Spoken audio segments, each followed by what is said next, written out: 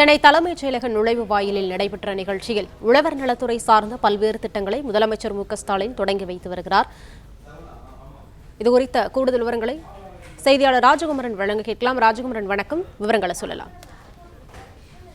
செயலகத்தில் நடைபெறக்கூடிய இந்த நிகழ்வில் பங்கேற்று வேளாண்மை மற்றும் உழவர் நலத்துறை சார்பில் 2 லட்சம் ஏக்கர் பரப்பளவில் தமிழகத்தில் பசுந்தாள் உரங்களை பயிரிடுவதற்கான 20 கோடி ரூபாய் நிதி ஒதுக்கீட்டில் 4000 மெட்ரிக் டன் பசுந்தாள் உர விதைகளை விவசாயிகளுக்கு விநியோகம் செய்யும் மண்ணுயிர் காத்து மண்ணுயிர் காப்போம் என்கின்ற திட்டத்தை தமிழக முதலமைச்சர் தொடங்கி வைத்திருக்கின்றார்.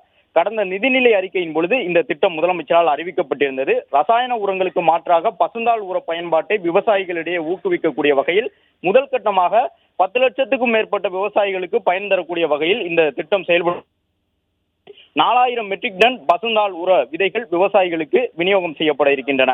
அது மட்டுமல்லாமல் மண்புழு உரத்தை தயாரிப்பதற்கான கூடங்களையும் இயற்கை இடுபொருள்கள் உருவாக்குவதற்கான கூடங்களையும் அமைப்பதற்காக 50% மானிய விலையில் அரசு உதவியுடன் அந்த கூடங்களை அமைப்பதற்கான ஒரு திட்டமும் இந்த மண்ணுயிர் காத்தும் மண்ணுயிர் காப்போம் என்கின்ற திட்டத்தின் மூலமாக செயல்படுத்தப்பட இருக்கின்றது.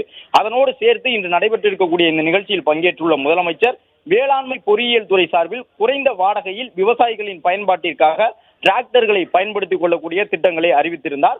அந்த திட்டமும் தற்போது தொடங்கி வைக்கப்பட்டிருக்கின்றது.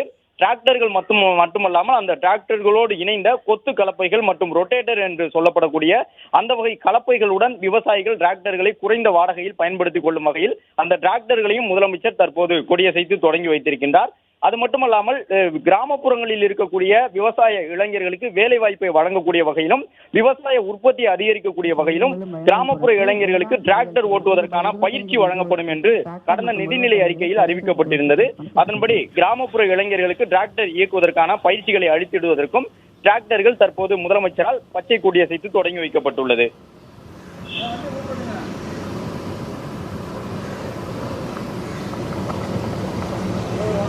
விவரங்களுக்கு நன்றி ராஜகுமரன்.